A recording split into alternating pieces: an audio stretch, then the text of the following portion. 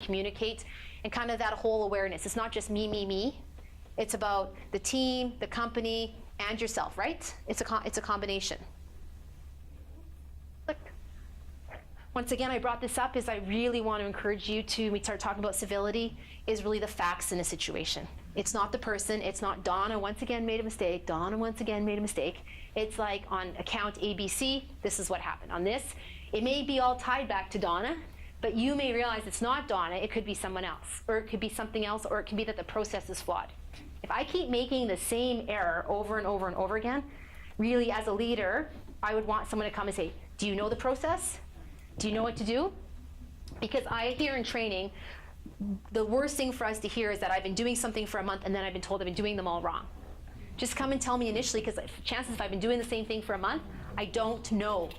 So if your coworker is continuously maybe doing something or putting information in and you're like, how come, like, come on you guys, they probably don't know.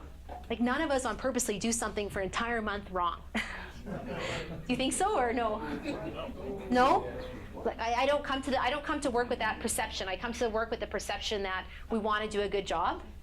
Well, it happens that happen often, but as we are all busy with things, Yes. we were told that we should not do that. We shouldn't go back and correct things?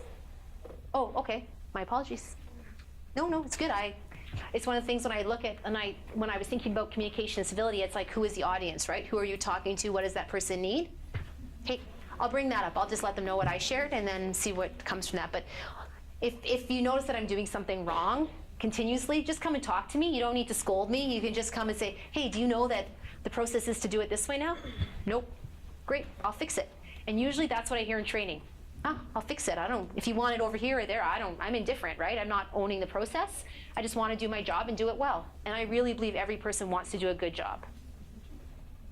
And that's actually something that's a little bit differently about the concept of civility. It's the concept that we can all do a job and we all want to do a good job.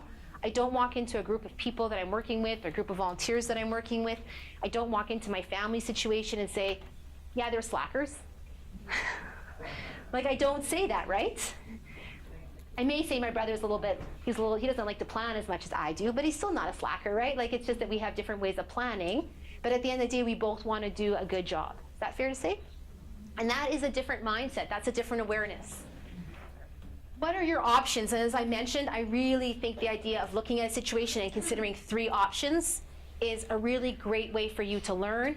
It's a good way for you to be accountable. It's just a great way to bring everything together. But when you think of and explore 3 options, or even 2, because 3 can be a challenge, trust me, 3 can be a challenge, 2 options, and you sit down with somebody and you explore them, you'd be amazed at the fact that you've actually thought of another idea. It amazes people, and that accountability and the civility and trust build.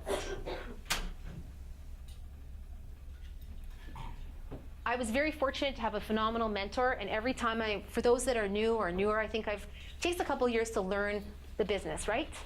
It's not something, and the business is changing, so we need to learn to change with it. Just like those of you who have sold tiles for years, now Salesforce comes in, right?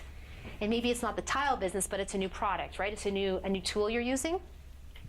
This is a question I want to encourage you to use, because as a result of this, it goes to the accountability, it goes to communication, and it goes to continuous learning. What did you do well? When you finish a client appointment, when you finish a project, when you've done something, confidence, what have I done well? Think those things through. The second part is, what do you need to learn? Like, what didn't you really know a lot about in that process that you could learn more about? If you had a conversation with a client, you had a conversation with someone external, internal, even the processes within home office, right?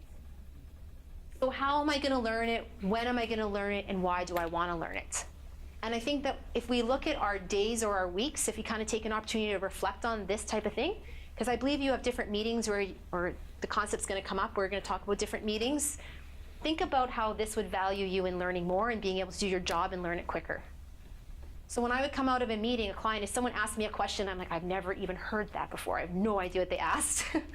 I would write it down, and then when I would go back, my mentor in the office would sit down with me and we would go over it together.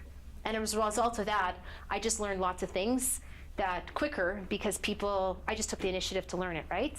But it's also because the relationship was set up with somebody for me to have these conversations. And that's the other important part of it as well, right? The relationship was set up.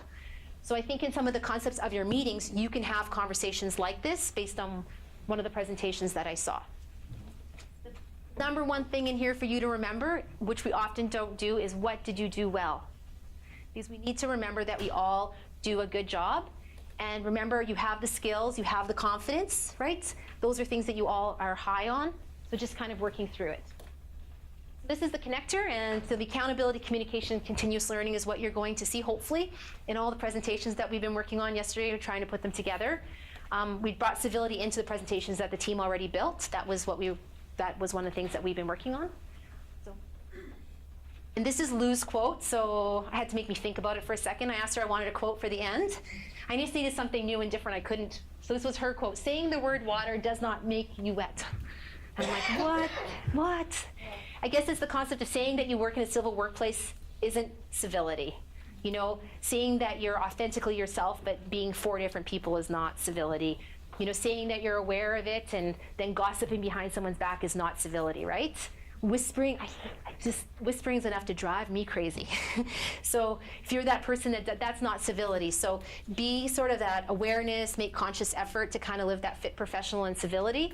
And that's kind of where this quote comes from. So thanks for letting me join you. Have a great break. And then when we get back at 10:30, there'll be the next presenter. Have a great, thanks you guys.